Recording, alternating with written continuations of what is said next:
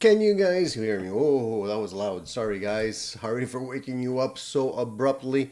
Can you guys hear me okay? All good? All good? Welcome to Addicted to Gear, guys. Sunday live show. I hope everybody's in good shape. I hope everybody's ready for another edition of some active gear chit chat, talk, convo. How's everybody doing today? I hope everybody's doing well, man. I'm happy to report that I'm feeling a little bit better. It's been a rough week, man. I've been feeling quite under the weather the last week. First with some digestive issues, then I caught a cold, then I was getting a cough, and I was feeling pretty under the weather yesterday. Honestly, no, I'm not gonna lie. I was feeling terrible. And today I'm not 100%, but feeling quite a bit better.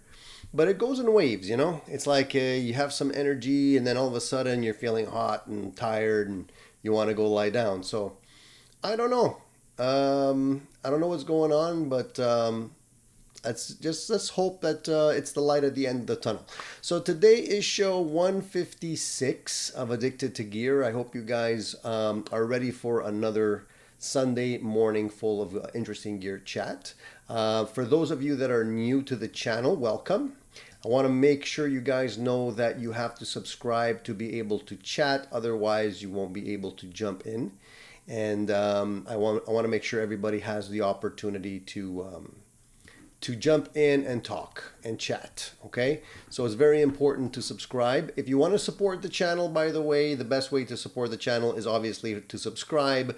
We appreciate the thumbs up, we appreciate the super chats and the stickers, and all that goes a long way into supporting what we do here on Addicted to Gear, because ultimately we're trying to grow a nice community of gear addicted people just like you and I, and establish a place where we can get together at least once a week and discuss, you know, what's on the horizon in terms of our latest, you know, gas that we're having, items that we've purchased, you know, whatever's on the horizon.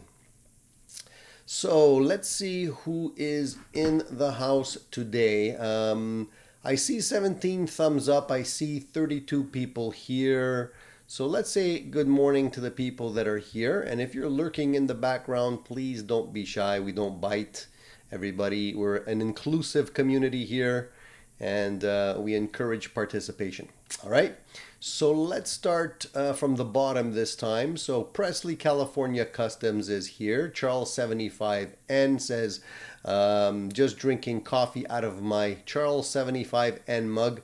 I'm a little jealous, Charles, because this morning I had issues. There's nothing worse than starting the day with no coffee, and this is what kind of a day it was for me today. I woke up this morning with a pretty bad craving for coffee after I've been kind of avoiding coffee for the last little while. I figured today I wanted to have a nice, you know, a delicious cup of coffee, and my stupid Nespresso machine wouldn't work. And you know, I was on the phone with tech support till a few minutes ago, and I let my wife take over with that. And you know, they have to do the whole troubleshooting thing before they can give you an RMA or something like that. So no coffee for me this morning. You know, it's a bummer. It's a bummer, but it's okay. I'm gonna try and be peppy for you guys. SG Lee says, how does the Rocket Retro compare to the SV20H? Is it not as bright? Okay, SG Lee, well, first of all, welcome. I don't think you've actually participated in the chats before, unless I'm forgetting that I communicated with you, because your name seems new, which is great. Welcome, and that's a great question. It means you've been watching some of my other videos. So I did do a video on the Rocket Retro. I don't know how many years ago, probably quite a while. That amp, by the way, is fantastic. If any of you guys are looking for a Marshall reproduction, the Kevin from Rocket Retro does an amazing job. All point-to-point wiring, no circuit boards, and the amp sounds friggin' amazing. So, and it's actually not that expensive comparatively speaking. I don't know if its prices went up recently, but I think when I bought mine, it was about $1,800, which is a steal compared to some of the prices that we're seeing today for stuff that's not built as good as that one is by far. So basically, to answer that question, how does it compare? The SV20H, which is the amp behind me, it's covered up right now, but it's there. It's over the Friedman. That is the vintage repro that Marshall came out with, which is a great amp, by the way. I love it. How does it compare? The Rocket Retro definitely has more punch because it's a 50 watt amp compared to a 20 watt amp. So you can't really fake that. You know, you're always going to hear the difference in the wattage. Overall, both are great amplifiers. I ended up selling my Retro Rocket just because it was too loud for me. 50 watts, and it's a loud 50 watts, man. I was using it with an attenuator, and even with an attenuator, and I even had Kevin put in the built-in attenuator in the unit as well. It's a great amp, just too loud for my needs. Otherwise, I would never have sold it because it's going to last a lifetime, that thing. And Kevin really knows how to build his stuff. What can I say? They're both great amps. I find the SV20 fits my needs better just because it's low wattage and it's still loud enough, but I can get it into the sweet spot easier. And it sounds just as good, honestly. They're both great amps. If you need higher wattage, go with the Retro Rocket. If you want something that's point-to-point wired, go with the Retro Rocket. But in terms of sounds, they're both going to give you amazing sounds. So I hope it's not a non-answer, but you know, that's what it is. Mark, thank you so much for the super chat, dude. Thank you for convince me not to buy this Friedman that's in my Sweetwater cart. Which Friedman is it, Mark? Which Friedman? I don't know if I can convince you, dude. It all depends what you're looking at there. Let me know. I'll be happy to walk you through it.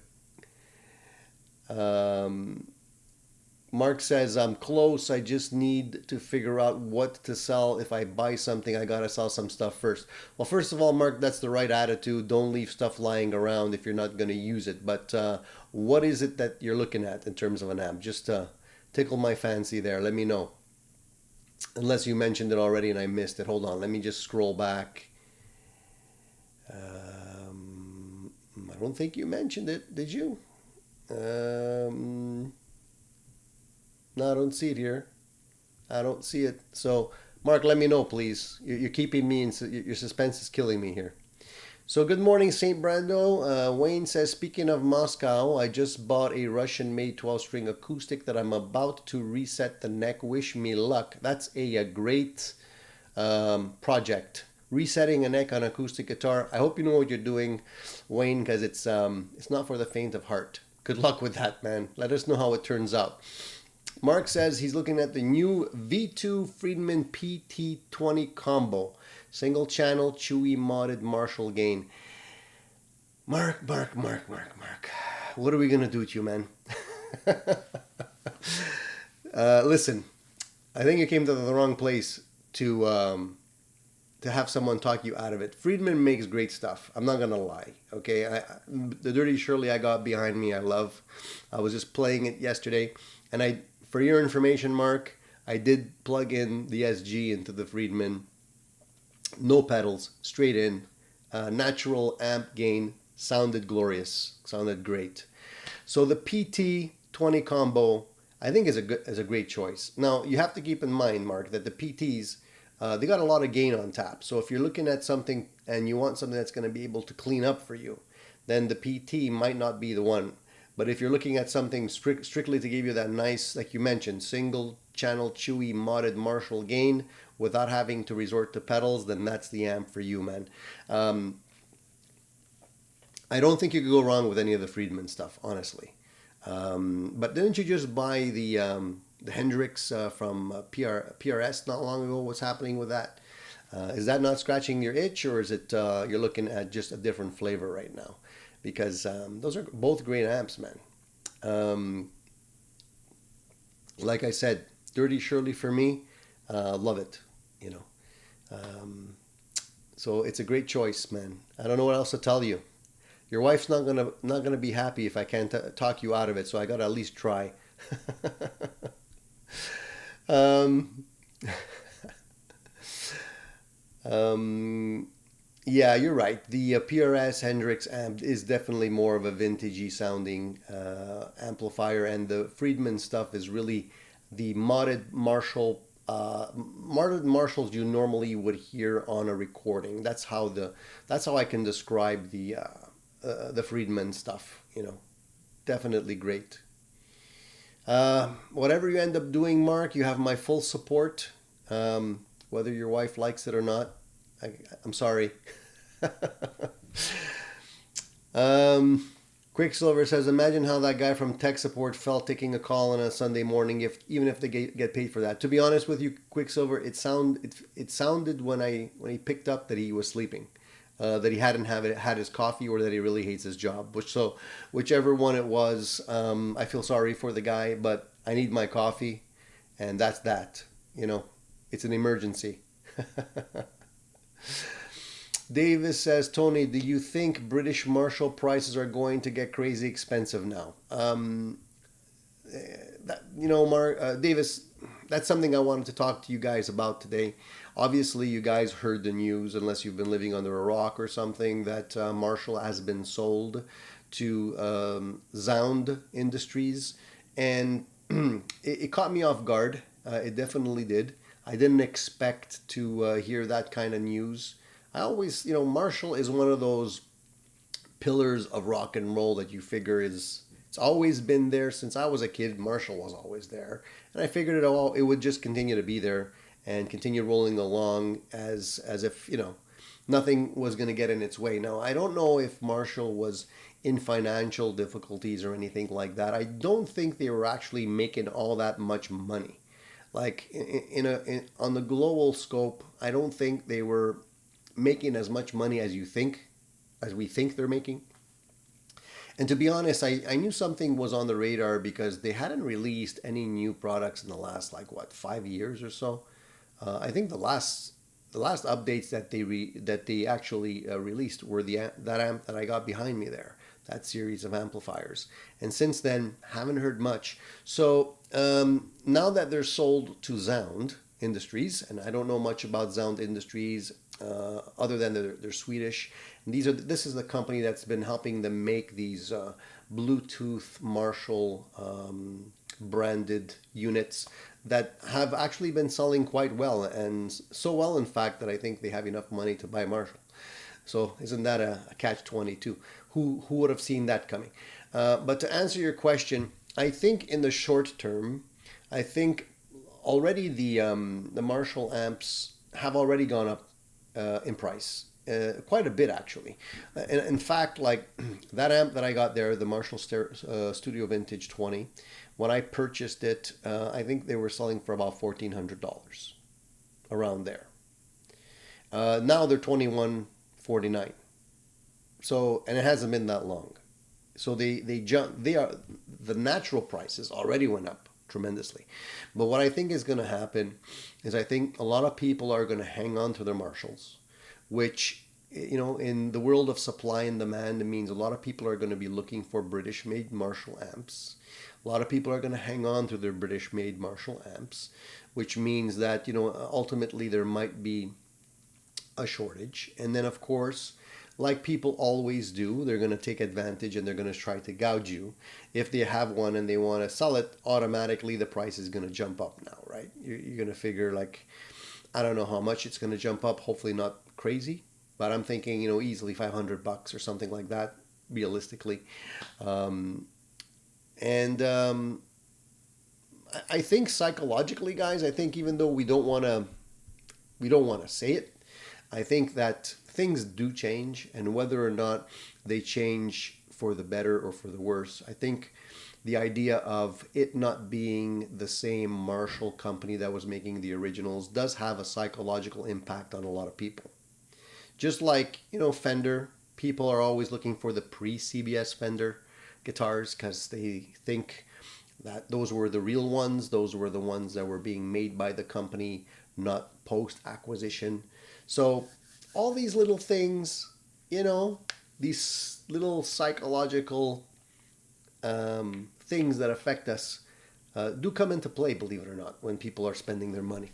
So long story short, I think, yes, the prices will probably continue to go up. And I think we're gonna see the old stuff getting more expensive. So Dan says, I picked up my Marshall Studio when they were still $1,200. I guess I just got lucky. Still have my JCM 50 watt circa 1984 as well. You know what? I used to have a really nice JCM 800. It was actually the one with the orange Tolex, and I bought it for $800. And I ended up selling it like a chooch because it was just too powerful. That thing, I couldn't put it past 3. It sounded glorious, but it would just melt your face off, that thing. And I remember I wasn't a big fan of the Tolex, which is stupid because I think those are even rarer. And I think I re-Tolexed it black just because I didn't like the color. And then I ended up selling it. So I've done a lot of stupid things in my lifetime. So I've had the Marshall JCM 800. I've had the Combo 900. I've had the Plexi 1987X. I've had the Rocket Retro. I have the Brunetti Plexi Man behind me. I have the Studio Vintage. I have the Friedman Dirty Shirley. All pretty much Marshall inspired tones. Even my even the Mesa Boogie Electrodyne was kind of Marshall inspired. It was like a fatter Marshall tone. Great amp, by the way. And I think I regret selling that amp. I should have actually kept it. Probably one of my favorite Mesa amps still today because it was the simplest and it sounded killer. If you can grab those amps used on the used market, I've seen them as low as $800. I think they were like $2,100 or $2,400 back in the day. Those are great amps, by the way.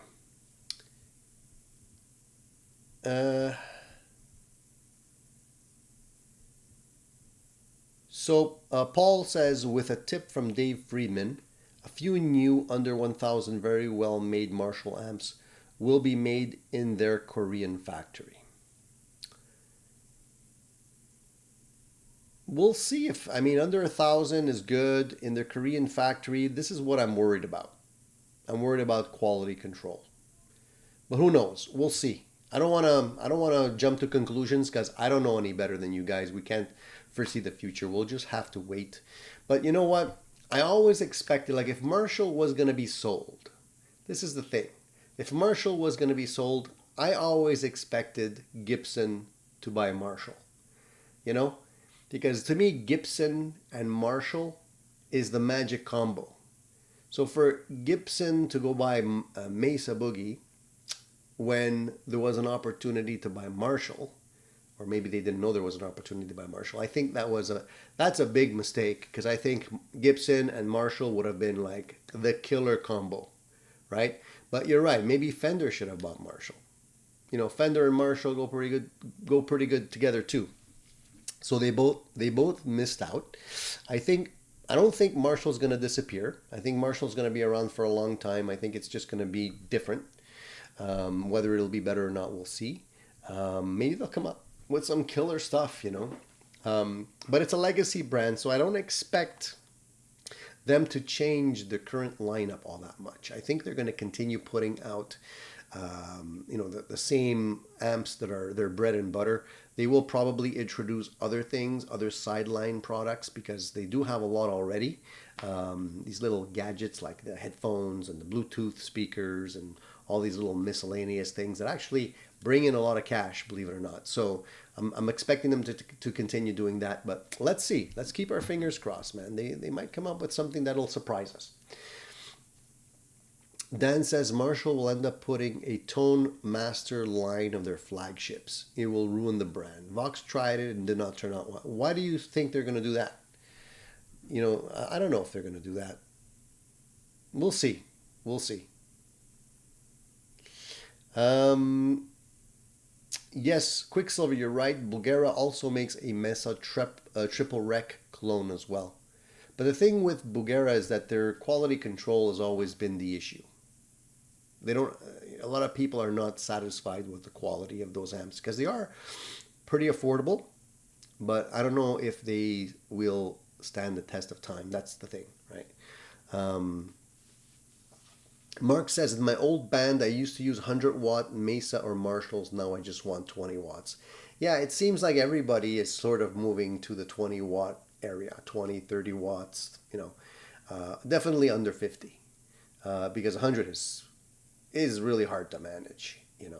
A lot of the sound guys will just flinch when they see 100-watt Marshall sitting on stage, ready to go, getting warmed up. Nothing beats a 100-watt Marshall, let me tell you, but it's not pleasant if you're in the front row.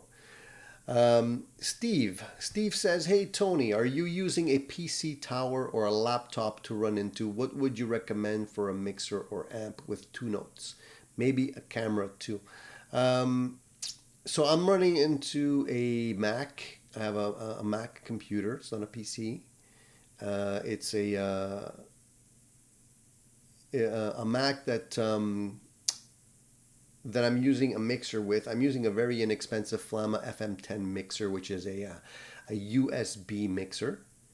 Not the best in terms of, you can definitely buy better, but for me, for what I need, it's good enough. I like the fact that it's USB because I can go straight into the computer, it'll recognize it, and I can use it as a sound card, Otherwise, you have to go with like a Focusrite or something, which complicates the matter. And for a camera, you can get these 4K cameras from Logitech. But honestly, today the phones, the Apple phones, are probably better than the 4K cameras. I'm actually running off of my phone right now, my phone camera. If I plug in the 4K camera, it tends to, it's not as good, in my opinion. So you can get up and running with a relatively easy to get hardware. So Charles75N, I got your message, buddy. I got your email, and I'd love to share the photo of that guitar if you allow me to. So if you're still in the house, Charles, and you would like me to show that image of your handiwork, I'd love to show it. So let me know. I'll wait till you give me the okay. All right. Now, anybody else out there besides Mark looking to buy some new gear? I know that I got the itch to yesterday to maybe buy another pedal, but I talked myself out of it. I was looking at the Noble's, the OD1. If you guys are familiar with that drive pedal, it's got really, a lot of people love it. And it sounds really transparent, and it gives you just that little bit of extra push, which I like a lot. And I was eyeballing it yesterday, and I'm like, do I need another pedal? Especially after, I do have a bunch of pedals here. I do have the FM9, but when you're going with pedals, and I still enjoy playing with pedals, I have my pedal board just down there, and I was playing through it yesterday. So I alternate between different things all the time. So I might still grab one. I might. We'll see. I need you guys to talk me out of it now. Oh, you have one too, Mark? Great. And you like it? Yeah, I've been eyeballing that thing for a while. I don't know. I think I might grab one. We'll see. All right, so it looks like Charles is good with it. So let me share this cool image. So for those that don't know, I'll give you a little bit of the backstory. So Charles builds these really great looking fabric topped guitars. He's been doing that for a while. He has some great videos on his channel showing how he does it. Charles, I love that Telecaster you did with the ladies on it. Beautiful. It's a great looking top. Love it. So he was preparing another guitar for Randy, and he calls this the Acid Drop Telecaster.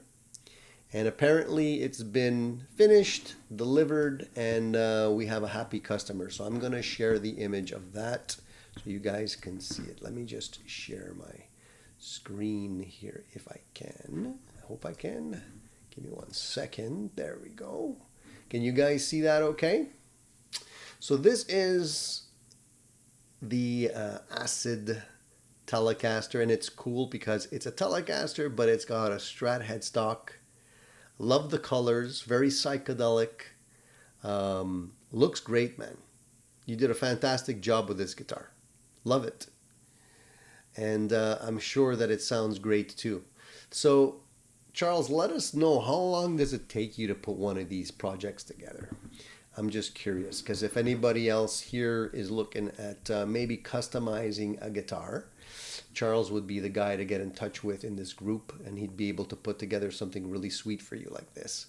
I can't imagine it's an easy thing to do. I haven't worked on a fabric top guitar, but after looking at your work, Charles, I gotta say, you know, I definitely would love to try it one day. It probably would not come out as nice as yours do, because you do a fantastic job.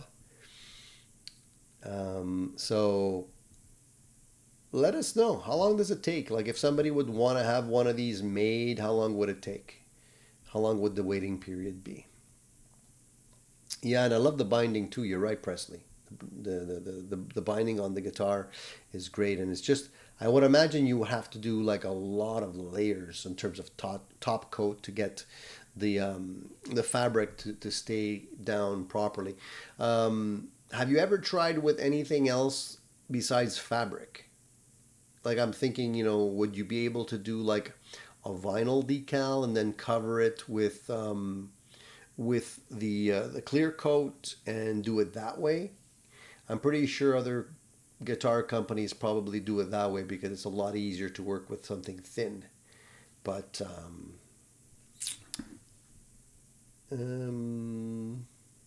so Charles says 2 months, but I did a Presley California Customs in 5 weeks. Yeah, that's cool, man. Really great. Keep up the great work, dude, man. You're putting out some really sweet looking guitars. So Alan Aviation says, hey, Tony, I have the same Fender Strat as yours, right down to the colors, except it's HSS. Thinking about buying a loaded SSS guard just for a change. Let me tell you a little secret, Alan. This is not a Strat. It's actually a Squier. I know it says Fender over here. I did some mods to the guitar. But this guitar is actually a a Squier Deluxe that I picked up when they were still selling them. And it's this is a pearl white paint. I don't know if you can see it properly, but it's actually pearl. The guitar is beautiful. I bought this guitar used, and I think I paid it like $200 or something. At the time, these guitars, when they were brand new, I think they were selling for about $300 or $350, something like that. Long and McQuaid used to carry these. I don't know when they stopped production, but I'm pretty sure they were about $300 or so dollars. Basswood body, maple neck. The thing is, the original had an unfinished maple neck, and I didn't like the way it felt, so I ended up painting the neck with poly. And while I was doing that, the decal came off, the Squier decal came off. And believe it or not, I didn't look right without a decal, and it's easier to get Fender decals than it is to get Squier decals, believe it or not. So I ended up putting locking tuners, Fender locking tuners on it, and I ended up painting the neck with poly, and it has a little bit of a darker tint to it. This guitar is killer. Like, I wish they would never have stopped selling these guitars because they were amazing guitars. Now, I don't remember if I changed the pickups in here or if they are the original pickups. I really don't remember. I would have to look. I've changed so many pickups that I lose track. But it has a beautiful C-shaped neck, 25.5 scale length on this, 9.5 radius, which is nice. Medium jumbo frets. I think I did a review on this guitar. So if you ever want to get all the lowdown on it, then you can look at that review. The original ones had the Duncan designed pickups in there. And it just sounds great. 2-point bridge. I love it. And I don't know why they stopped making it. I think because they were just too good, honestly. So I'm glad I picked one up.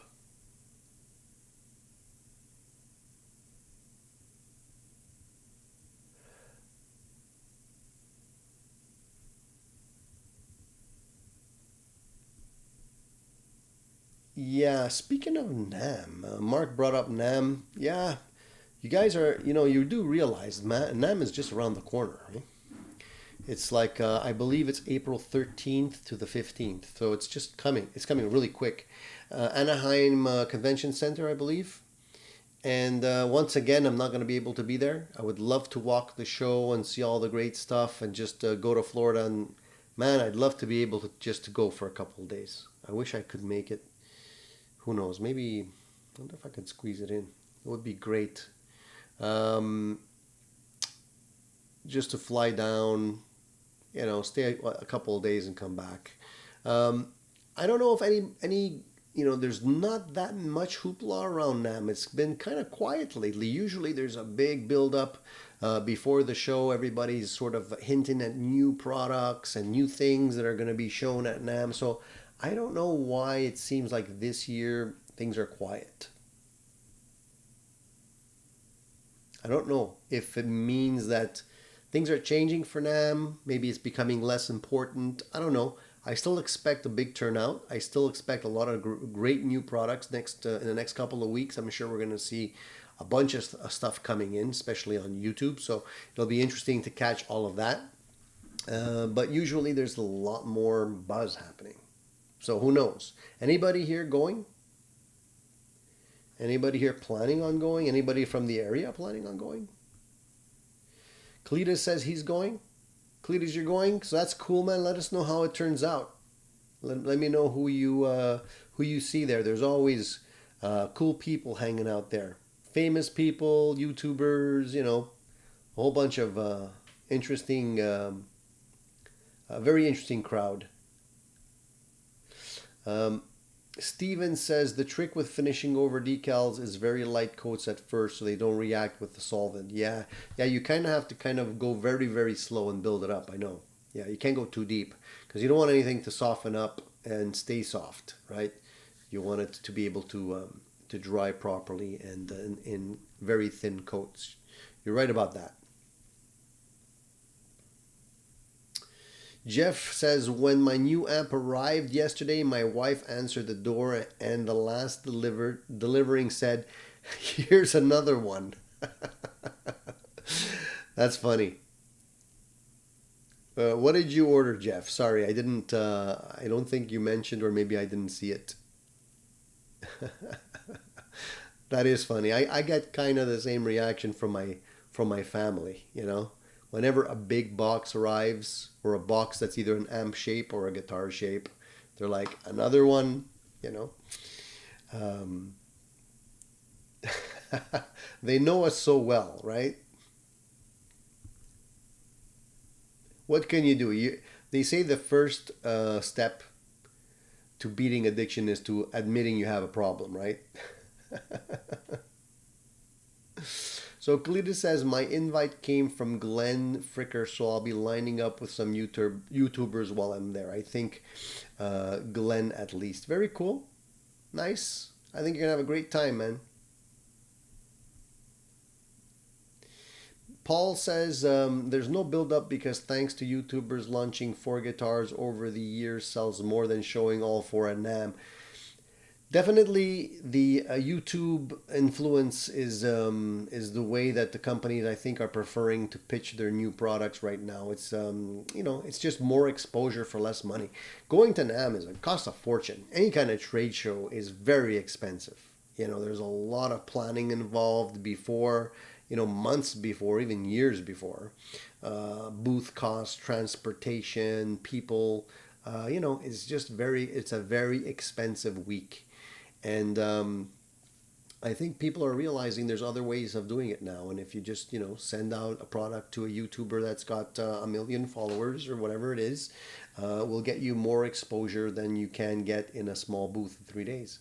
So it's just a question of numbers, But people are still doing it. I don't think they're giving up yet. So it should be interesting to see.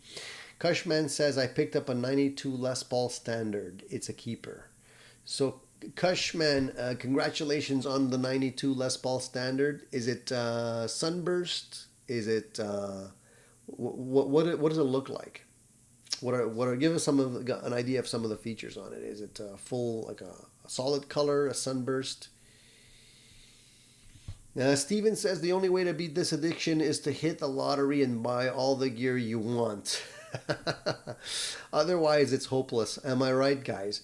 Well, I think Joe Bonamassa is addicted too, because he's trying to do exactly that with all his money. He's buying every single Fender vintage amp guitar that he can get his hands on. So he's stockpiling the nest egg for his retirement. I think he's going to have a very nice collection, and I think he realizes it's going to go up in value. So it's probably a safe investment if you have the money, right? Jeff says it's a Blackstar St. James 6L6 2x12. Well, congratulations on that. Yeah, Jeff, nice. So you pulled the trigger. Is this your first Blackstar amp? The St. James has been making a lot of ripples in the YouTube community. Definitely an interesting amp with all the bells and whistles on it. So yeah, let us know how you like it. Blackstar's been putting out some very interesting models lately, including the St. James. Eddie says, sorry I'm late, my car hit a water buffalo. What's going on, Eddie? I hope you're joking. Anybody got taken for a ride yesterday, considering it was April Fool's Day? I know there was a lot of April Fool's comments and videos going out on YouTube yesterday. I didn't have the energy to do anything for April Fool's, because I was like dead yesterday. I was just horizontal most of the day.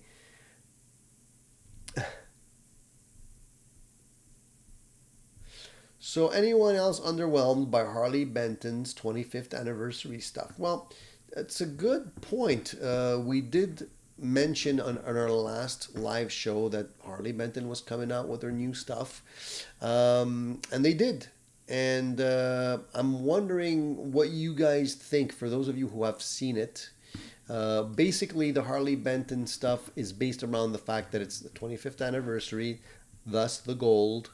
I think all of the new models are gold. They call it Fire Mist, by the way. It's not even gold, it's Fire Mist. And they claim that all these guitars have some really nice, high-quality specs, special edition models, and under 5,000 pounds, which is, I don't know what that is in American, but I'm assuming in American it's probably, $600 or something like that. And there's a whole lineup. It's not just guitars. There's basses in there, Telecaster style guitars, Les Paul style guitars, Strat style guitars. Basically, a lot of the models we've already seen, but just kind of tricked out a little bit more. I'd be interested in trying one out. I'm interested in seeing what the hoopla is. A lot of them are guitars that I've had in my hand. So the Gibson Les Paul style guitar, the Fusion. There's a Fusion Pro model in there, which looks like it has one humbucker, two single coils, basically very similar to the Fusion model that I had, except it's in gold. There's also another Telecaster style guitar there, but it has two humbuckers instead, similar to the one of the models that I had as well. So they're not that different. They're a little bit different. They're still using roasted Canadian flame maple for the necks, so I'm hoping the necks will be nice and dark. I think they have the 25th anniversary engraved in the neck plate, but I'm not sure. It's kind of like they're doing like what Fender does. You know, every once in a while they have the 50th anniversary, the 60th anniversary models. I don't know. I'm gonna see if I can get my hands on one and check them out and see what the results are. And but they're very similar to some of the other models that we've already seen. That's for sure. I like out of the bunch. I think I prefer the Harley Benton TE25th, which is the Telecaster version, which is just a gold top. I think it has binding around it. Alnico 5 magnets, I believe, in the Roswell pickups as well. So it looks nice. I mean, I'm gonna give it a go if I can get my hands on one and do a review for you guys. Mark says, for April Fools, one of my kids ran into our room to wake me up and my wife up to tell us our other kids were barfing. So we sprang up and went April Fools. He tried. It's cool. Jack says, Tony, my birthday is tomorrow. I'm thinking about buying the Keith Richards Rosewood Telecaster. It will be my first Telecaster. Well, Jack, first of all, happy birthday. Is this a milestone birthday? Is this like a 30, 40, 50 type of thing? Or is it just, a birthday, like a more, usual birthday? I'm a big Keith Richards fan. I don't know how much the guitar costs, but I definitely think you're worth it. So if you can grab one and you can get it for a good price, I'd grab it. It would make an excellent birthday gift. Are you thinking of buying this brand new now, or are you thinking of getting it used somewhere? Do you have your eye on it? Where do you want to get this from?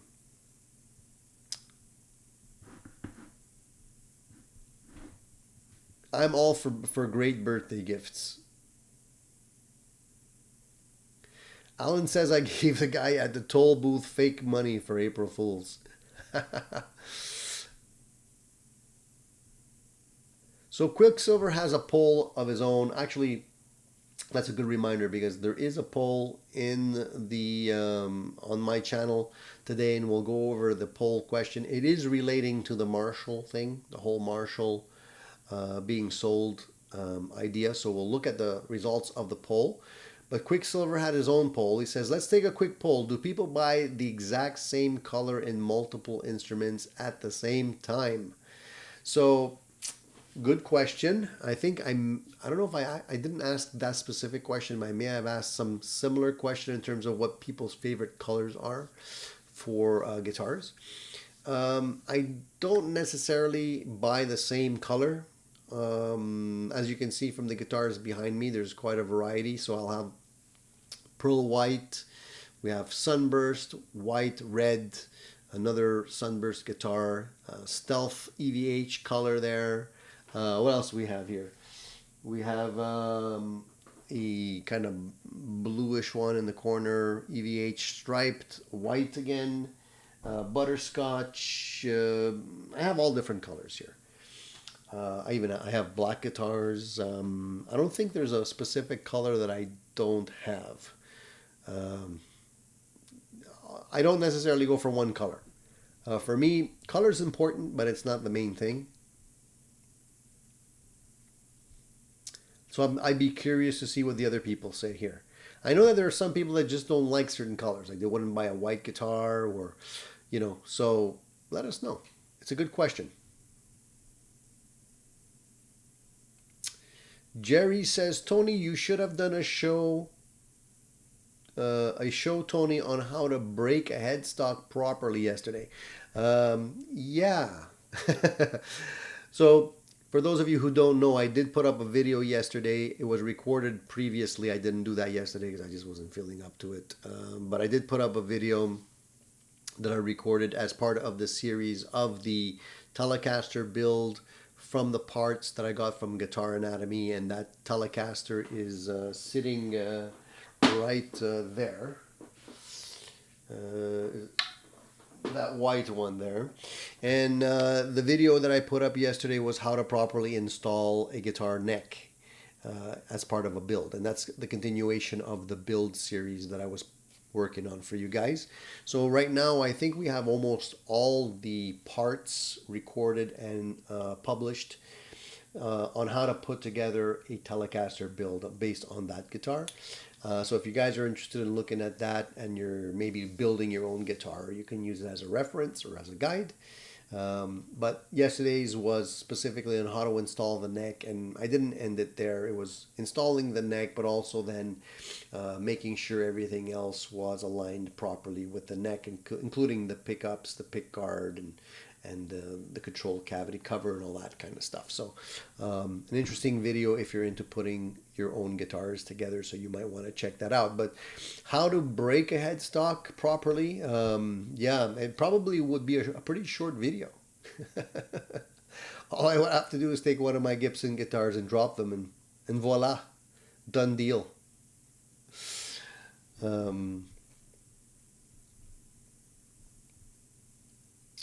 Jeff says, yeah, it's a great amp, Tony. Sounds great in the room and through the headphones. I'm yet to hook it up on the computer to check out the software. Yeah, that's what I think the interesting stuff happens in that particular amp, is the built-in functionality that you have once you hook it up to your computer. So that should be quite interesting. Hopefully it's not a steep learning curve.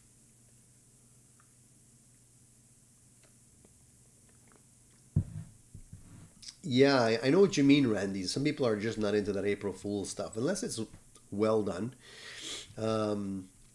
Little fun fact, my brother-in-law, his birthday is on April Fool's. So I don't know if that's a good thing or a bad thing, but I could imagine as a kid he probably got his fill on April Fool's jokes, especially since it's his birthday. So St. Brando says, I'm looking into getting a Marshall DSL 40 or maybe the 20. I need something to go along with my Blues Deluxe. The DSLs are interesting amps. They sound great. Check out the Studio Vintage stuff, or compare the Studio Vintage stuff to the DSLs. I think the Studio Vintage stuff, especially like the 800 model, is quite nice. You know, if you're looking at something a little bit more modern with some gain, check that out.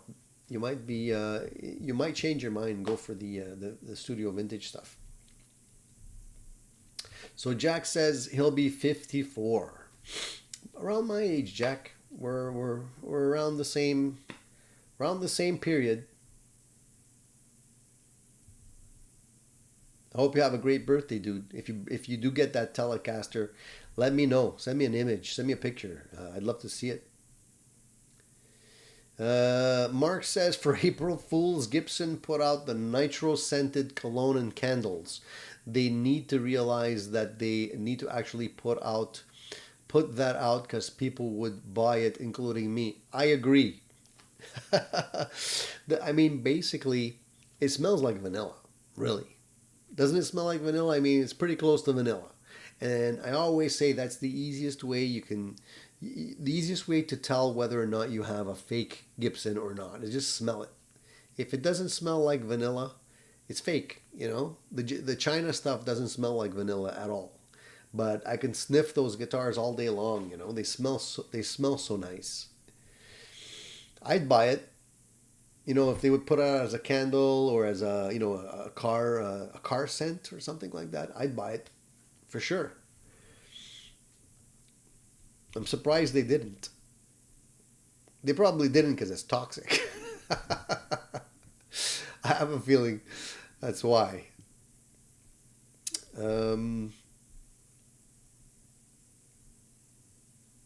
Jerry says, get the DSL 40 and put a 65 watt cream back in it. Awesome combination. I agree. The cream back does make most amps sound really good. But you can always go with a head, a Studio Vintage head, and then use a cabinet and put it through whatever speakers you want.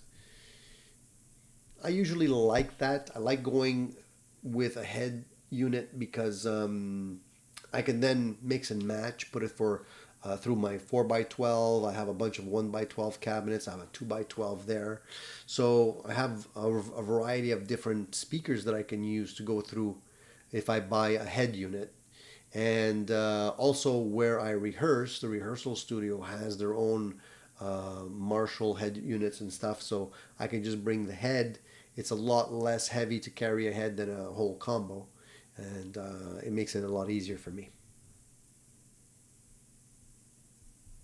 St. Brandos. Mark says, get the 20. I had the 40 and sold it, but apparently the 20 is a lot better. Watch Johan Segborn, I hope I'm pronouncing the guy's name, video on the 20. He makes great videos on all this vintage gear. Love the guy. So, let's get started. I love when he says that. It's going to be loud. I don't know where this guy gets all that stuff, and I don't know where he's cranking those amps to be able to record that stuff, because he records them like full blast, high gain. He must have a bunker somewhere where he can do that.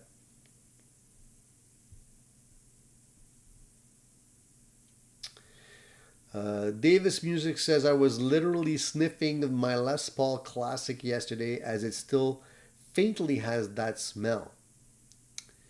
Yeah, I don't know how long it actually takes to fade away, but I know I have a couple of guitars. They still definitely have that smell. So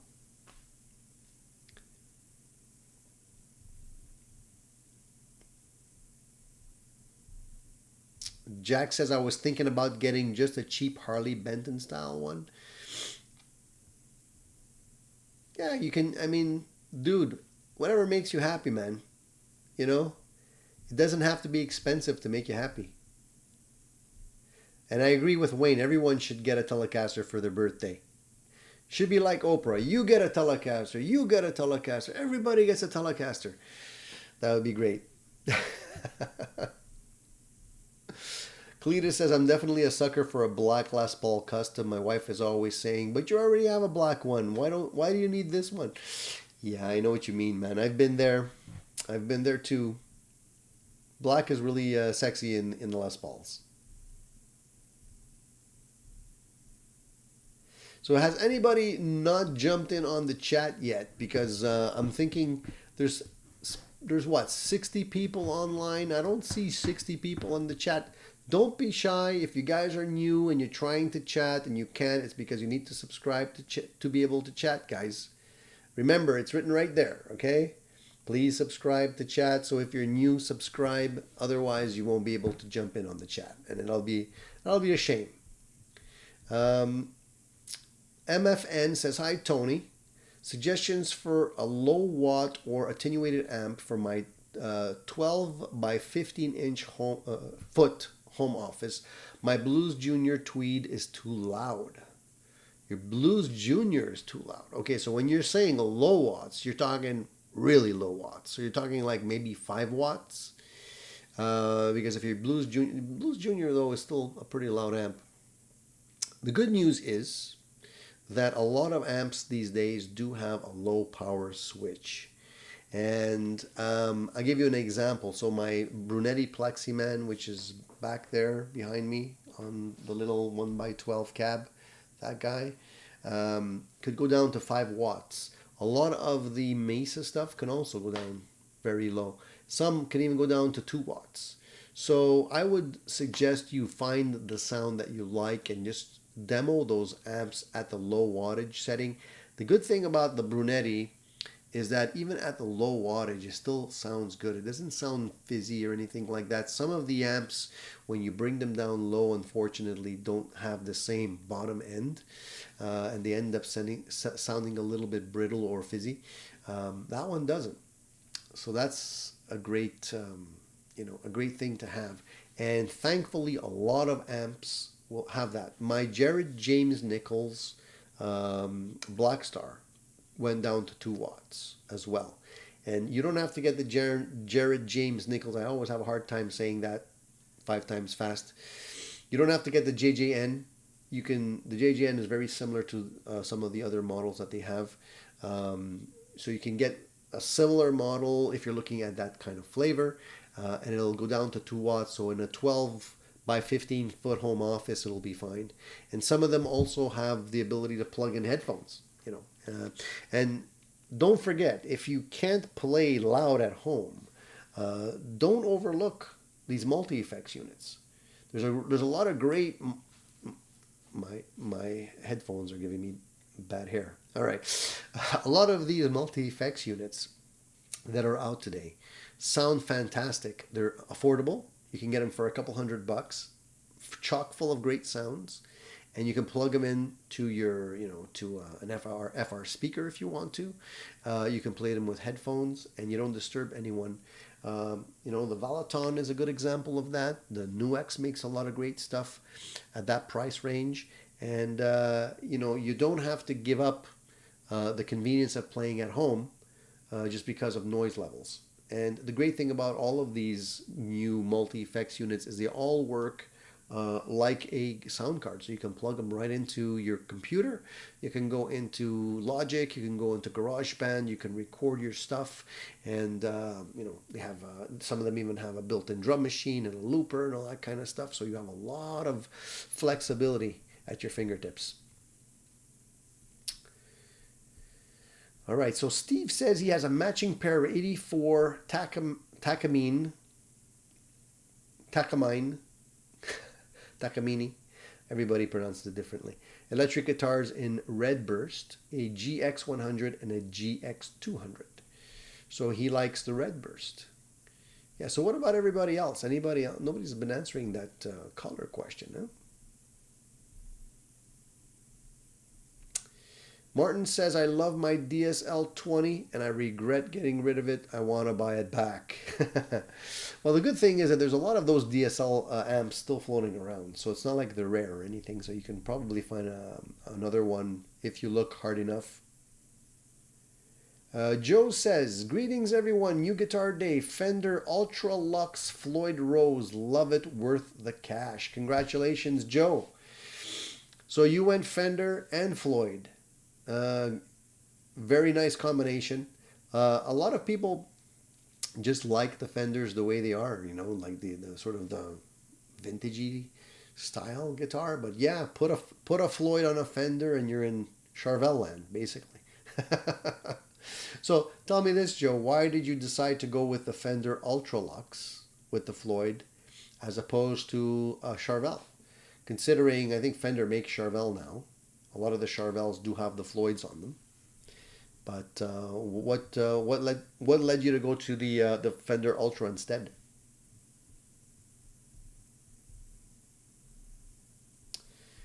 Okay, I'm going to scroll down a little bit here. I'm falling well behind on the chat, guys. Sorry about that. So Yep says, have you tried out the Seymour Duncan Hyper Switch? Good morning, by the way. No, I didn't. I didn't try the Seymour Duncan Hyper Switch. Has anybody here tried that? Let me just go into Google here. I just want to see what the price is on those now.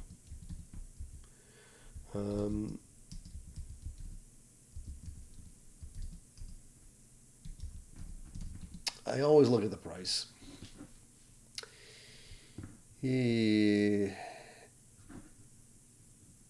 If I can spell.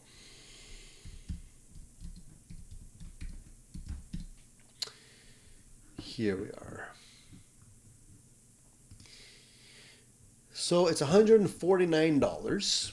the hyper switch so far on at Sweetwater. And I don't know if would this be an easy drop-in replacement on most guitars? It looks quite large. I guess it would be. And it does require a battery also. So I haven't tried the hyper switch yet. They say a multitude of tones at your fingertips.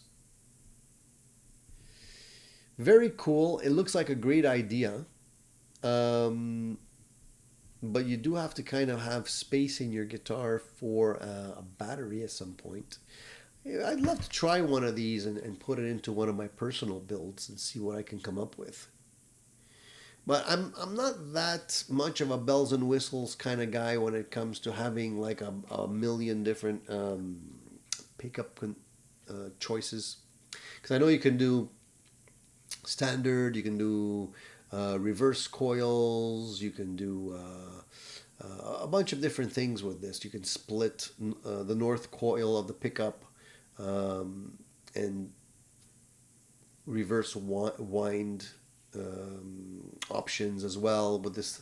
But I mean, I don't usually use all those options. I'm pretty much a set it and forget it kind of guy, and I usually live most of the time. Well, on the Strat, I usually live either on the bridge or the neck position. On some of my guitars, though, they have a really sweet middle pickup, which I take full advantage of when I can. But with the Strats, they do vary. Some of them have a really nice sound when you're using the in-between as well. But beyond that, in terms of coil tapping and switching and all that kind of stuff, I don't usually use that all that much. But it'd still be interesting to check it out. Yeah. Presley says Burgundy Mist. Yeah, nice color. I think Charvel has a Burgundy Mist version. Mississippi Blues, Tony and everyone. Tony, you still have your Eastman 486? Yeah, I still have it. I just bought it. Hopefully I won't get rid of it that quickly. Yeah, I still have it and I'm loving it. It's a great guitar, man. Yesterday I actually did a private shootout on my own between the Eastman and my Gibson 335 just to see the difference. And to my surprise, because they both have the same pickups. So usually the Eastman doesn't come with 57 Classics, but the person I bought it from swapped the original pickups and put in a set of 57 Classics, which was fine by me because I love 57 Classics. So I was expecting the Eastman and the 335 to sound pretty similar, and to my surprise, the Eastman sounded fuller than the 335. So I'll probably do a sound sample for you guys to show you that.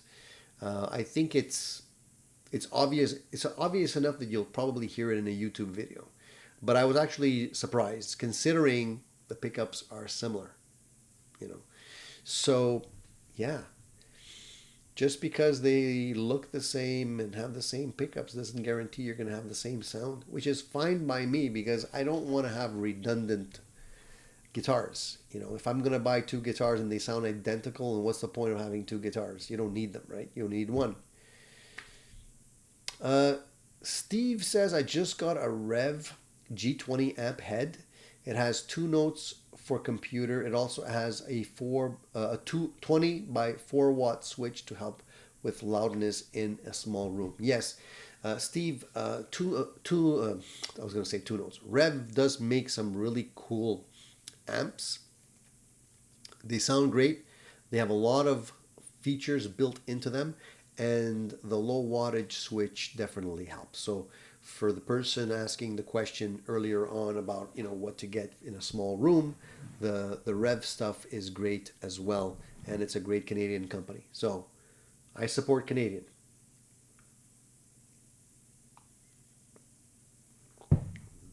All right. So far, so good. I haven't sneezed once, guys. Yesterday, I was sneezing my ass off.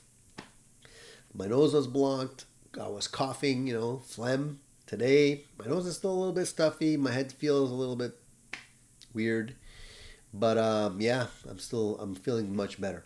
Unfortunately, I had to cancel the rehearsal, and I hate doing that because I started feeling pretty bad on Friday. So I'm like, oh man, here we go again. And the place where we rehearse has a 48-hour policy, which means if you book and you cancel within 48 hours of your rehearsal, you still have to pay for the room because we pay for the booking, right?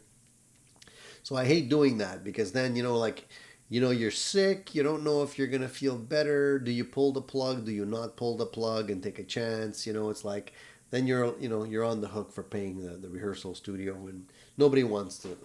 So we just cancel. I just canceled it. We'll have to reset it. What are you gonna do? They say the show must go on, but sometimes you don't want to get your bandmate sick either. And the Blues is here. Check out his channel, Shane, all the way in Australia. Nice for you to drop in, buddy. Nice to see you here. Shane's got a really cool channel. You guys probably already know him, but if you don't, check him out. In the Blues, great guitar channel, lots of great reviews. He always has some really nice stuff there.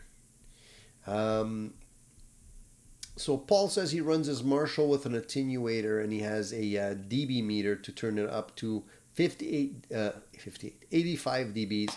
I can sing that loud without a mic. A vacuum cleaner is 85 dBs. It's my bedroom volume. Well, it's good that you're keeping things under control because you don't want to blow out your eardrums. I tried that too. I tried using an attenuator with my Marshalls.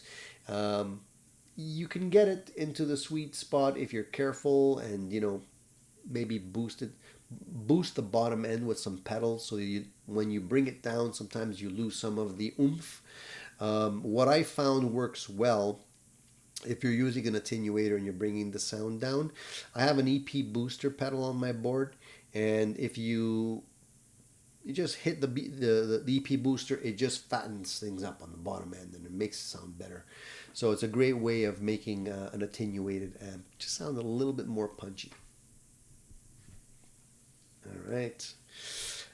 Guys, any specific gear related questions? We're talking about a lot of different things here, and it's always good to get the questions out in the open before it gets too late in the show and then we can't answer the questions. So if you guys have been lurking with some questions, ask them now.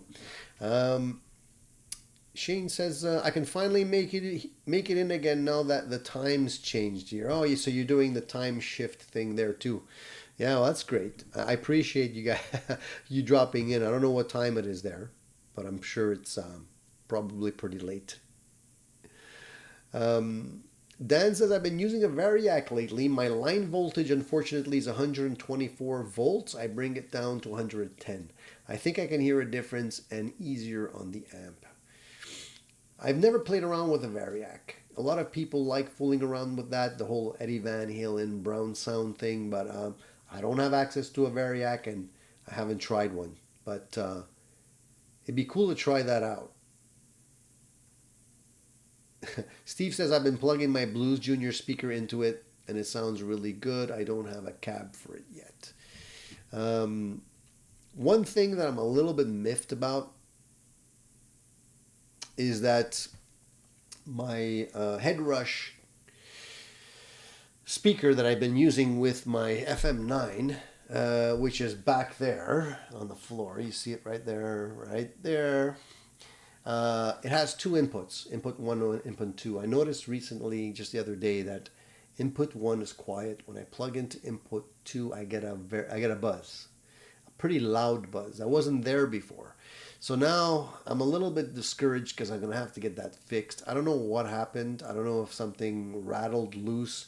I mean, when I play this thing with the FM9 during the rehearsals, I crank it. I play the thing loud, and it's a 108, so it's got the 8-inch speakers, and I was pretty sure I was going to blow that thing because I do like to push air with it, and it gets extremely loud, and my bandmates continuously comment to me, they're like, I can't believe you're getting so much sound out of that little thing. It does definitely crank. It's they say it's 2,000 watts, but it's not the same as 2,000 tube watts. But it does get very loud. Unfortunately, though, I noticed this issue with input 2.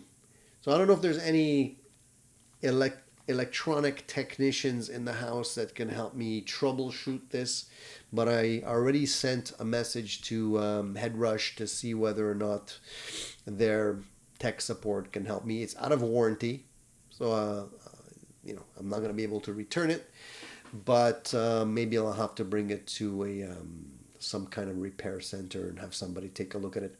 Hopefully it's just a loose wire or a bad solder joint or something like that. The thing vibrates like crazy when I'm playing it, so I'm surprised it hasn't fallen apart yet. But it's been solid till now, and I love the way it sounds, so I don't want to get rid of it. So any advice would be appreciated. Eddie Jr. says, Tony, I can't get rid of Fred buzz. I've done everything except add a neck shim. Thoughts? Okay, so where is the buzz happening, Eddie? Is it happening up high, down low, everywhere? What kind of a guitar is it? What kind of a bridge does it have? Give me an idea of what you're playing, and I can try and troubleshoot it. But you shouldn't have fret buzz all over, hopefully. And you've already adjusted your neck. You've adjusted the relief on your neck and the height of your bridge and all that. Have you done that setup yet? It's a Wolfgang, okay. And where are you getting the where are you getting the buzz, Eddie? Is it high up on the registry here, or is it a couple of different places? And is it all the strings or just one string?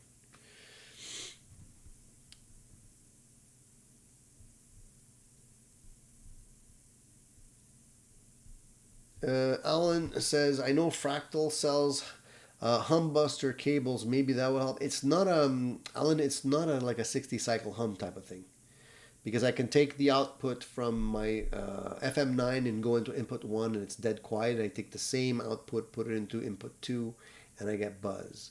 So it's not the cable, it's not the FM9, it's definitely the head rush, and it's definitely input 2. So it's a connection issue.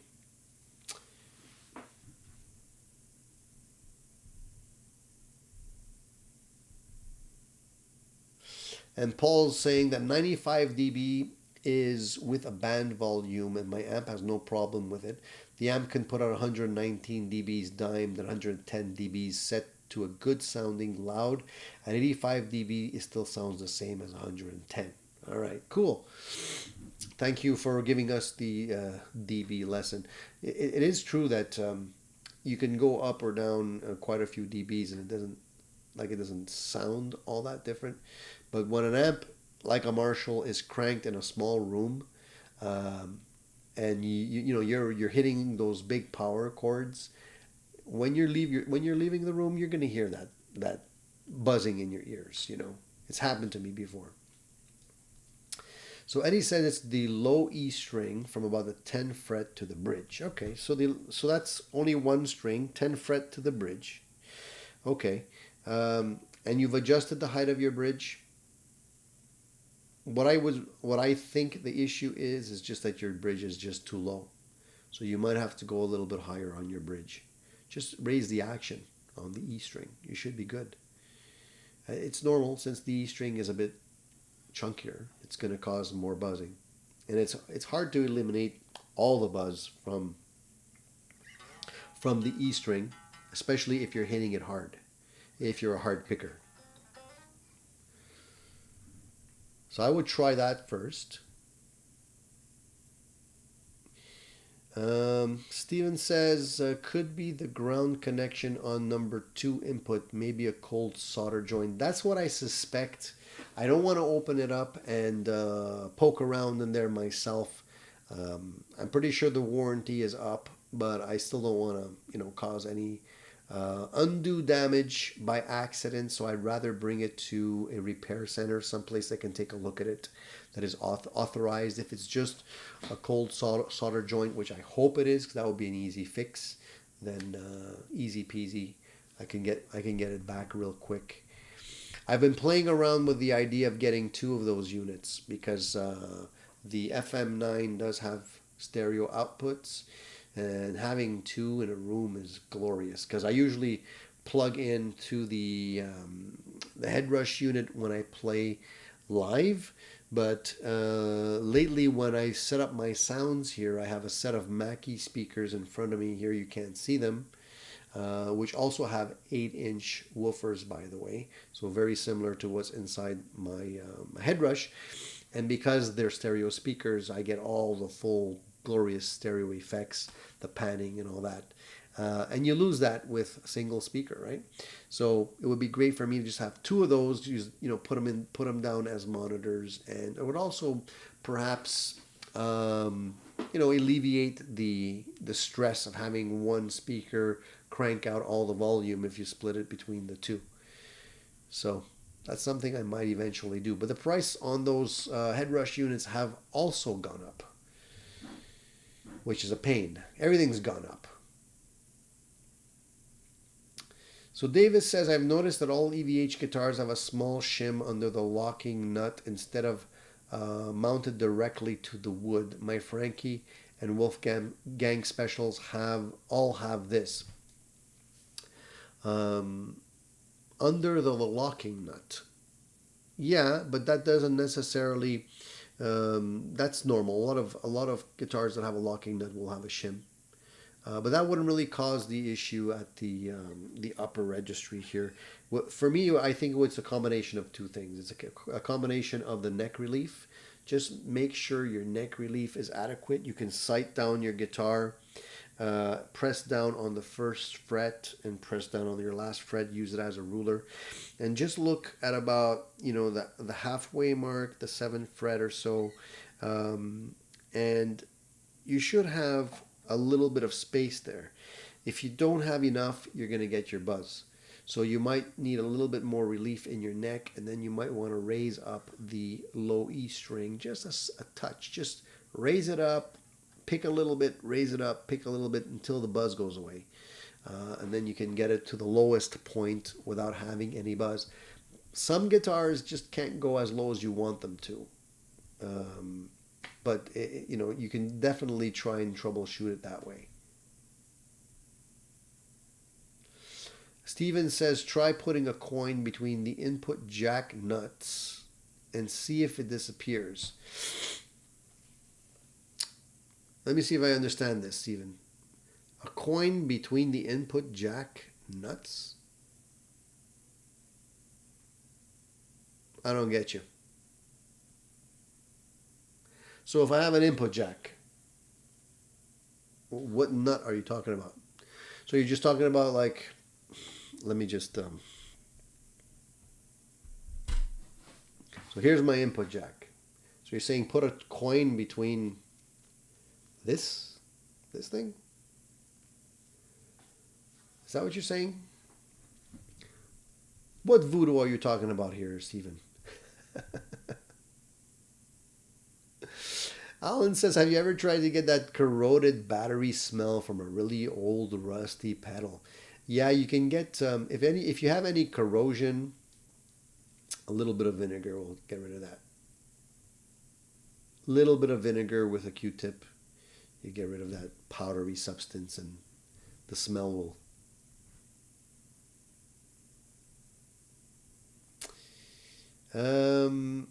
Eddie says, if I raise the bridge, then I'll have about a 3mm action, which is too high for me. I just want to get it to factory specs. It's driving me nuts. So 3mm action at which fret? 3mm from where? Like when you're putting your string down this way with your first and last string, or 3mm when you're looking at it open?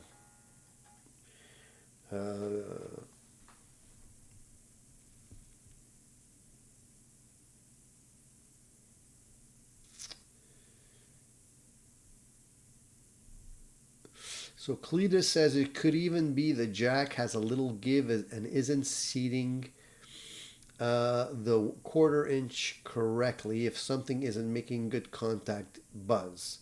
Well, it's exactly the same jack. So I wish it would be something like that. I've tried, you know, plugging it in, taking it out, and so on and so forth. But it seems to be there all the time. So I don't know. I don't know what to do.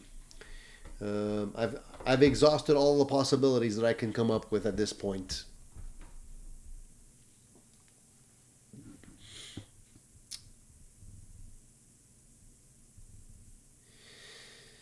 Yeah, the frets, if the frets are uneven and high, then you can have some issues with, you know, you might even have just one high fret there that can cause issues.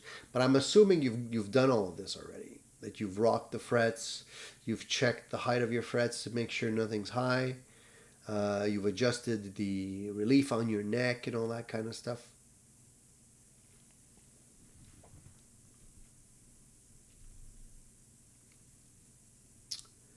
So Martin says putting a coin or anything conductive will confirm if it's a ground issue.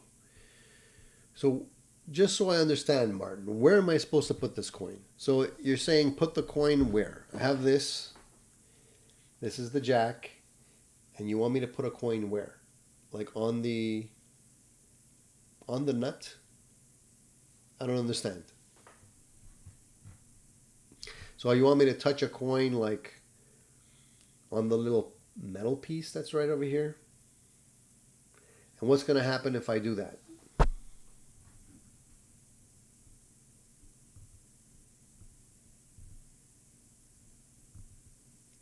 The jack on the guitar.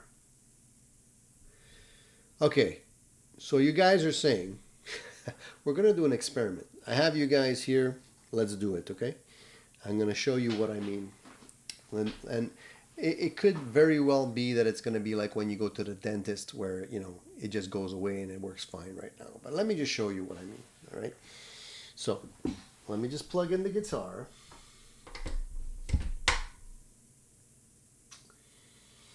All right, then we're going to take the output of this. Let me just unplug this guy.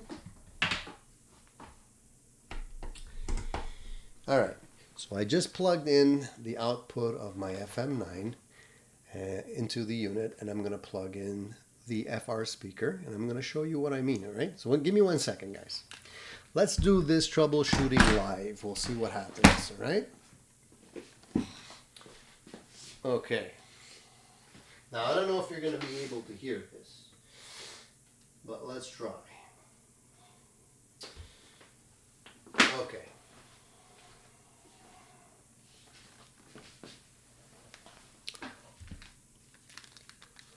Oh man, my ears are totally blocked. Like I got up there and I was only hearing bass. All right, so here. So can you hear the FM9?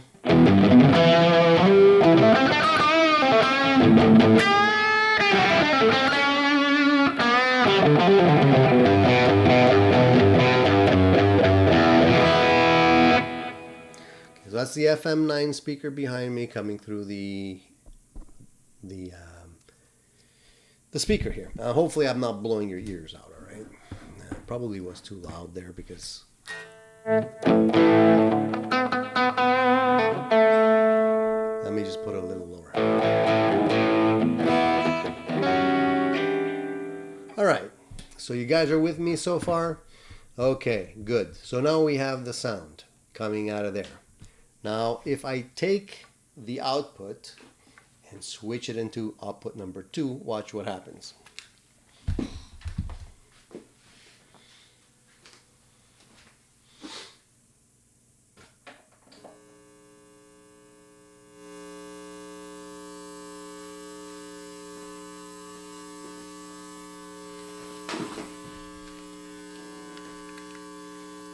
All right, you hear that? No good. So now, sound still happens.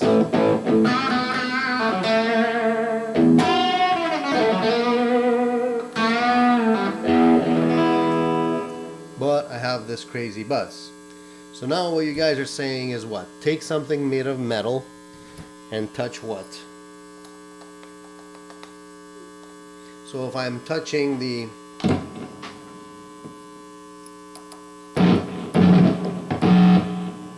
what do I need to touch?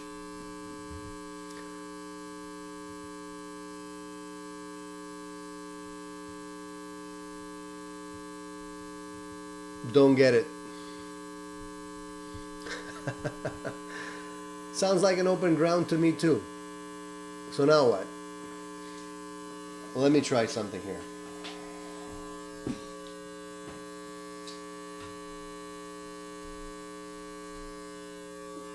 No.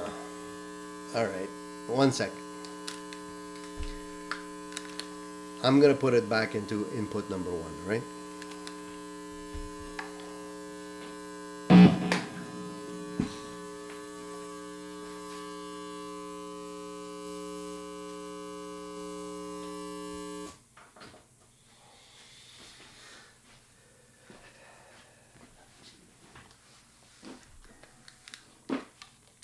There. Input number 1. Dead quiet.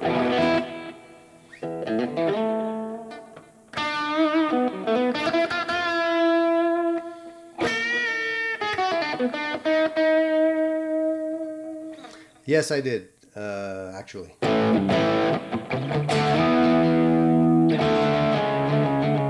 I hit the ground lift on the FR speaker as well as the FM9. And nothing. So I'm pretty sure it ain't that.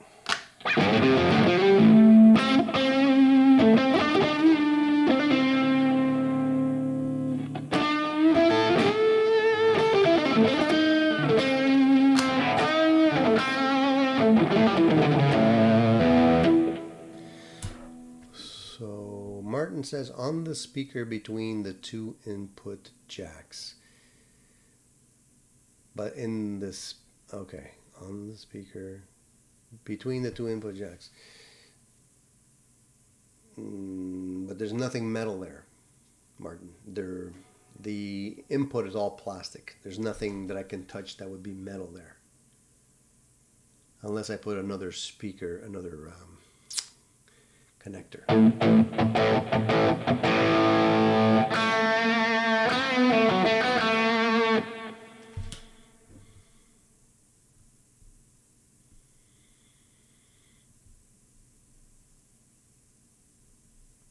Could be a bad filter cap, Paul. Could definitely be a bad filter cap. I'm hoping it's not. I'm hoping it's just maybe a bad solder joint. Alan, no, it's not under warranty. I can probably just bring it somewhere to get fixed. I mean,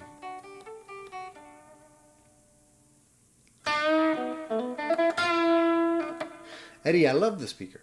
Sounds great, man. That's what I'm playing through now. That's what you're hearing here.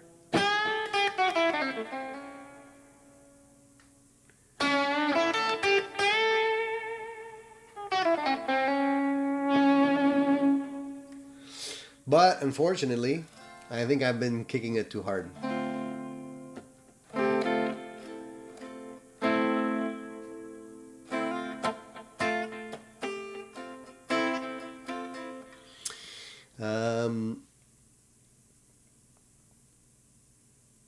So Presley says, I do 0.05 relief action at 65, 55, and slightly drop the pickups and pray. So Presley's still troubleshooting the issue with the buzz. This is great, man. I love this. I love this kind of support. Everybody's supporting each other. You guys are trying to fix my problem. We have Presley trying to fix somebody else's problem. This is what guitar community is supposed to be about. So this is cool. I'm really enjoying this, guys. Jerry says, put some painter's tape on the number 2 input and write out of service on it. Well, that's the good news, Jerry, is that at least I have one input that's working for now, right? When that one goes kaput, then back to the pedals I go,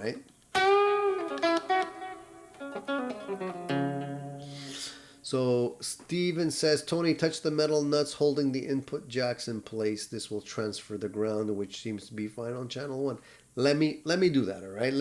I'll plug in another. Let me just try something. I'm going to try to make you guys proud of me. One sec. Let me just do that. Let me try. Here, I'm going to plug in another jack. And we'll touch it with some metal. And we'll see what happens, okay? Give me a second, guys. Sorry, I just got to get more jacks. Ah, there's another one over there. Okay, there's another one over there. I'll grab that one. One sec.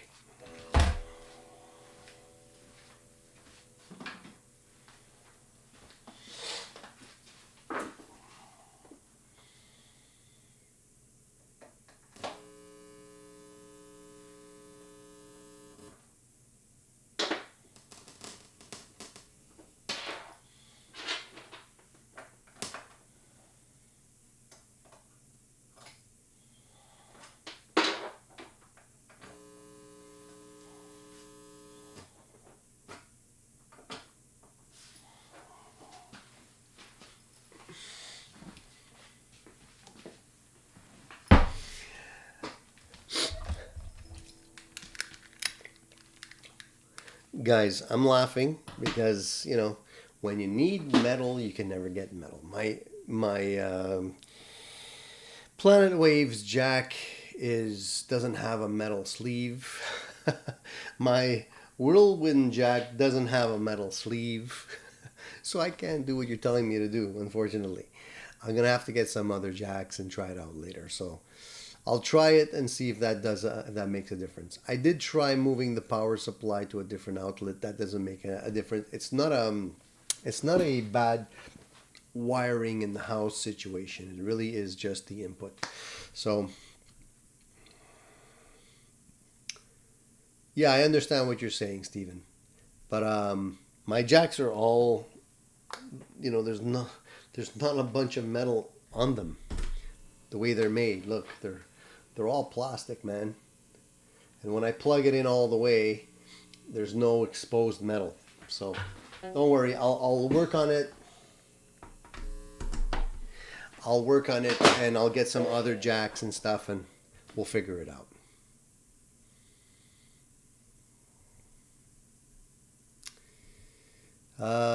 No, I didn't try the XLR input, but I will. That's the next thing I was going to try, Jeff.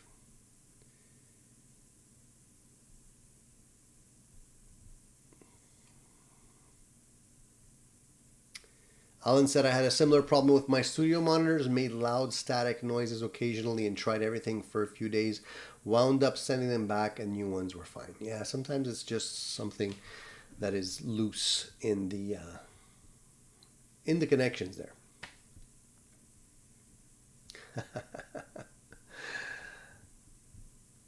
I like the moral support you guys are giving me. Are you guys getting ads popping up? Oh, man. Alex says, I see a clone on your pedal board. Yeah, there is one, but it's not a real clone. It's a clone. Yeah, it's a 65 amp, 65 pedal clone. Right there, that one. Yeah. It's a great sounding pedal, by the way.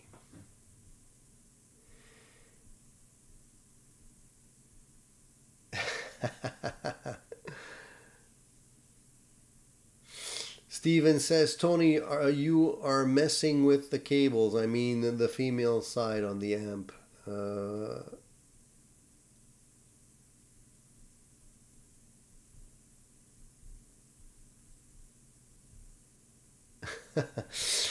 Pedal Room, yeah, I sent a message to them yesterday.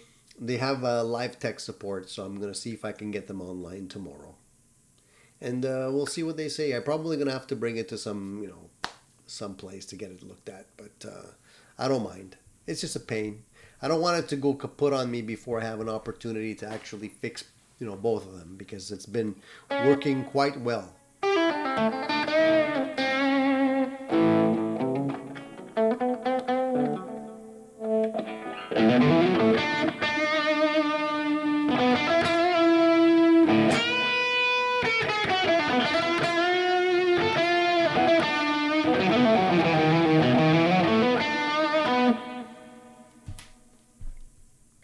Rex, nice to see you, buddy. You're not late.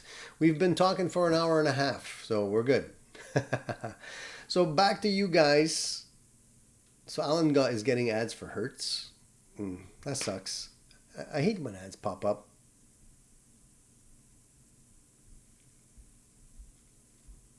Steven's still trying to help me. I appreciate that. I refer to the cable ends as a plug and the amp end as a jack. And Randy says the cables that you moved to your upper left had metal jacks. Yeah,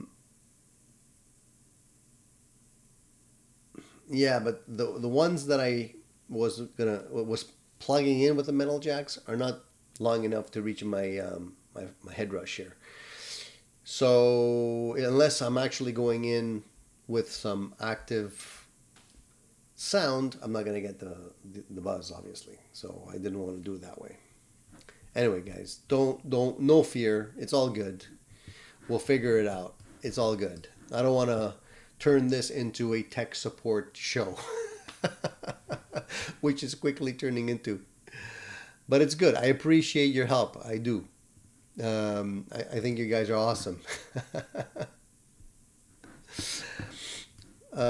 Was there any other questions that needed to be answered by me if I can help you guys out? Because I think you guys are all focusing on me now, which is makes me feel, warm and fuzzy on the inside knowing that I have a support group here, which is fantastic. But I think I'll be able to handle it, and we'll be able to troubleshoot it with the head rush people, and they'll be able to tell me what to do next. Dan of New Jersey says, just one more thought. If you Y jump into both inputs and there's no noise, then clearly a ground issue. Well, there's no noise when nothing's plugged in, right? But if I plug in to both, when there's sound coming, I'll get noise out of the right hand side. So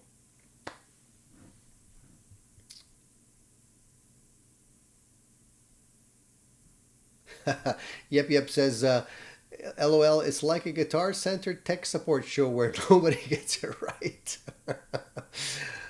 Oh, that's funny. The Nye has a good question for me, and I'll try to answer him. Tony, what is your experience with Harley Benton and the shipping to Canada? Okay, I think I answered a question very similar to this one on the previous show. The Harley Benton stuff got to me relatively fast. I was surprised at the speed at which it arrived. The shipping was flawless. I didn't have any issues. There was nothing broken when it arrived. The only issue is that there's always duties involved, right? So it'll be like, it could be anywhere from $100 to $130, depending on what you're ordering. And that's always the surprise, the wild card. You never know how much it's going to be. And honestly, in Canada, I don't know how they factor in the shipping charges, because it always seems to be different. And I had once tried to get somebody to explain to me how they came up with this number, and they weren't really able to tell me. So that is the only thing when you're ordering from Harley Benton, is be prepared if you're in Canada to pay some kind of duties. Other than that, everything went smoothly. Exactly, Randy. And that's why I love you guys, man. You guys are a great bunch of people, and you know your stuff. So there's definitely going to be somebody out there that can help us when we need it. Yes, there is duties on top of the international shipping. Yep. Hey, have you guys seen the Positive Grid Spark Go? I know a lot of you guys had mentioned that you were fans of the Spark. Now they have the Spark Go, which is a very small speaker. It's the size of a small carrying case. The thing's about $100 or so, and basically allows you to plug in your guitar and play it from anywhere. It's pretty cool if you're going to be playing in you want to take your guitar with you on vacation and play it in a hotel or something. It's pretty nice to have the ability to have this little Spark at your fingertips. So I have a feeling it's going to be a very popular seller, a great stocking stuffer for Christmas, I guess. We're talking about Christmas now. It's way too early for that. 5 watts modeling amp. It has some interesting effects and all that kind of stuff. So very cool. And you can definitely plug headphones into it. So that's the other advantage, is if you're plugging headphones into it, you have a very small device that you can plug into your guitar, plug in your headphones, and get the full immersive experience.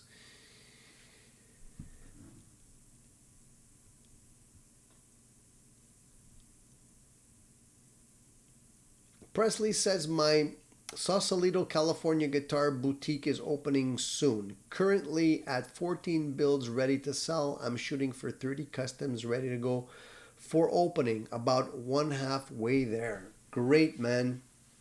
We're all rooting for you, dude. And please, when you have the grand opening, let us know. We would love to be able to participate in however we can, even if it's just virtually, man. And help you enjoy and celebrate the grand opening. It's been a long time coming, man. It's not an easy thing. But we're proud of you. Keep up the great work, dude.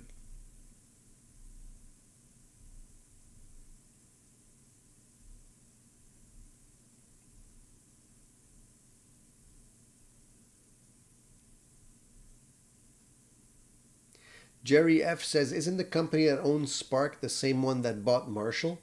I don't think so. Is it? I don't think so.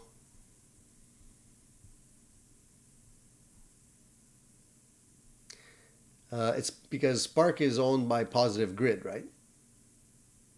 And the company that bought Marshall is Sound Industries. I don't think it's the same company, no.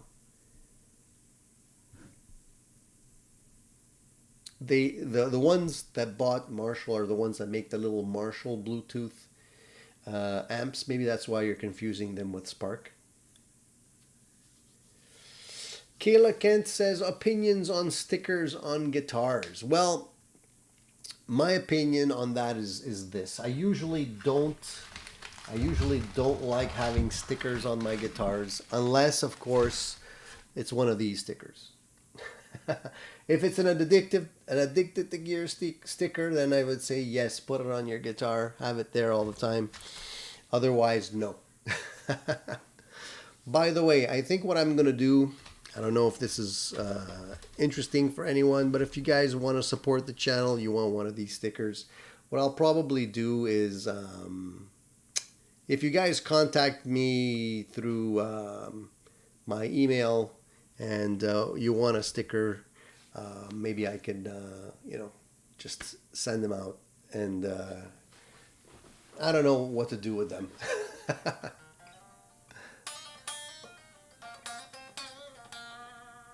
And Eric says, time to buy Germino amps. That's the thing I was going to say earlier on when we were talking about Marshall, is that although, we're all worried about the sky falling with this whole Marshall story, I don't really think it's going to be that bad. I think it'll pretty much stay status quo for a while, although maybe the quality might change, or the origin of where the guitar amps are going to be made will change.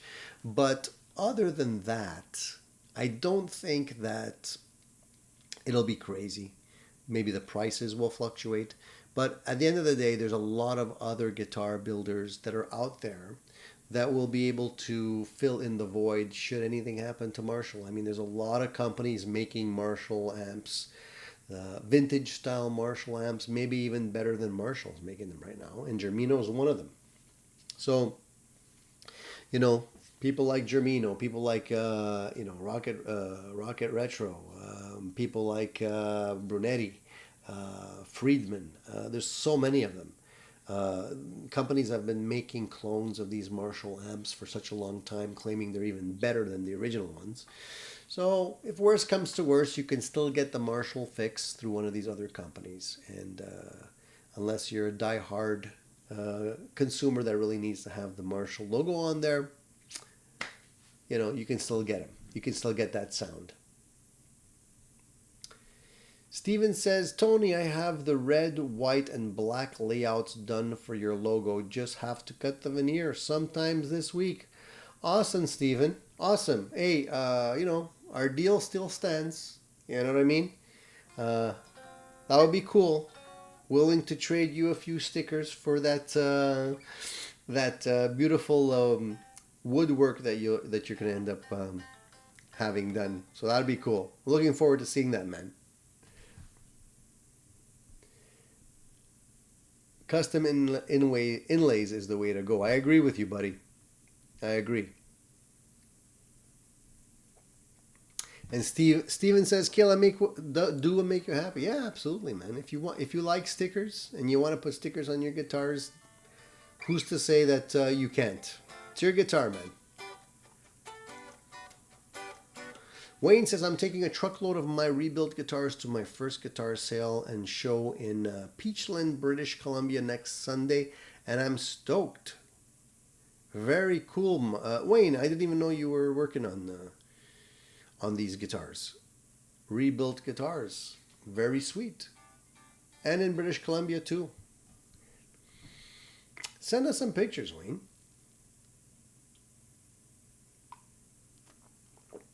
You guys are up to a lot of different things, man. Everybody's got a side project going on here.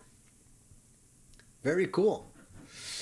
All right. Anything else you guys wanted to talk about before we wrap up the show? We've been talking about an hour and 46 minutes, and so far, really great chat, really great participation today. A lot of great stuff we talked about. I might have missed some chats earlier on while I was distracted. So if you had a question and I didn't answer you yet, you might just want to pop it back into the chat now that we have an opportunity to do that. For the newcomers here that are just joining in for the first time, remember that we're here every Sunday, 10 o'clock Eastern Standard Time. So if you want to tune in next week, we'll be here as well.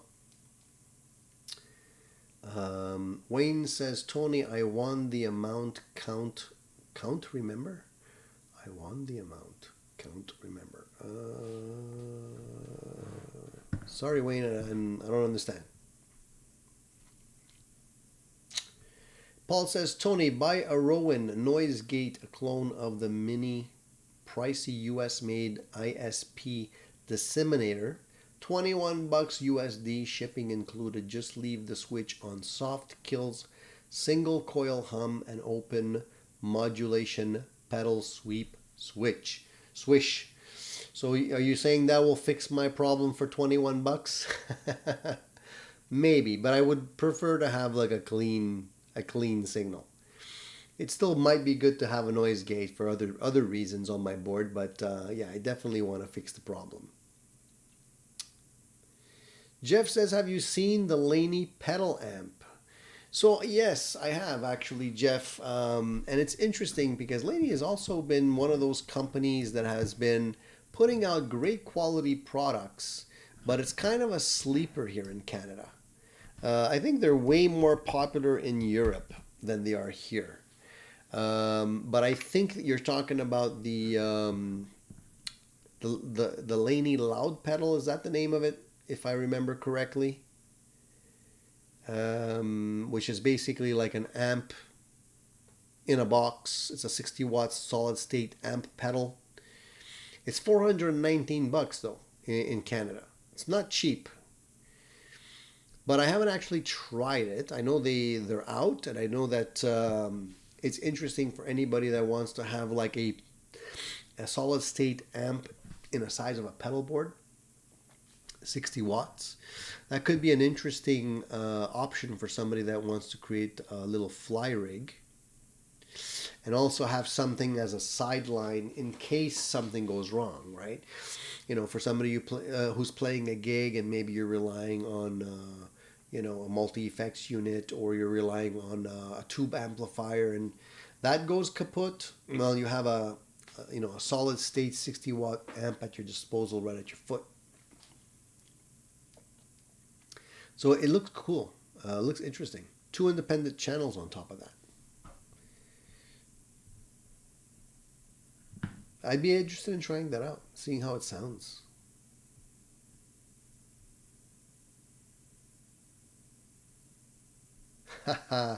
Johnny says, what's your opinion about the Hydra, the awesome Steve Vai three guitar neck? Regards from Peru. Johnny, I have enough trouble playing one. I don't know what I would be doing with three. I think if you're Steve Vai, that would be cool, but anybody else, I don't know. I think you would be seen as a poser with one of those guitars. Besides, where do you get a case for it? I don't know. The Nice says, Tony, I visited Long and McQuaid in Calgary, played a Gibson Dove, was impressed, played a Gibson Hummingbird, not so much. Dove priced at $6,000. It's a very expensive guitar. The Dove is $6,000, man. Just for giggles, the night, did you try the Epiphone version of the Hummingbird? I'm just curious on your opinion on that. But that's a lot of money. That's way too much money for me. I don't play acoustic guitar often enough to warrant a $6,000 price tag. I would have to play that guitar every single day, at least 12 hours a day for I don't know how many years to justify the cost. Otherwise, it would be like, one strum, that strum is like $1,000, Too expensive. I'd be thinking about it all the time.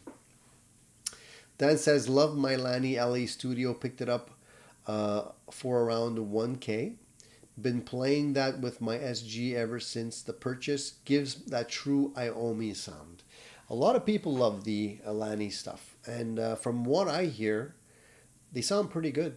And I think they're well made too. The thing is, there's not a lot of places here that carry Lanny amps. I see them on the used market once in a while, but usually it's like a random, very small amp, like one of the lower wattage amps that are not that expensive to begin with. But the good stuff, I don't see them around too much. So haven't had the opportunity to play around with them too much. All right, guys. Well, I think we're going to wrap it up because I think maybe you guys have better things to do with your Sunday morning than just sit around listening to me all morning. I appreciate you guys tuning in to Addicted to Gear and making the Sunday a lot of fun, especially since I wasn't feeling all that great. And I'm still not feeling all that great, but hopefully I'll pull through this week and things will get better and better and better, and we'll be in tip-top shape for when the weather starts getting nicer around here, because it's still, believe it or not, just 2 days ago we had snow here.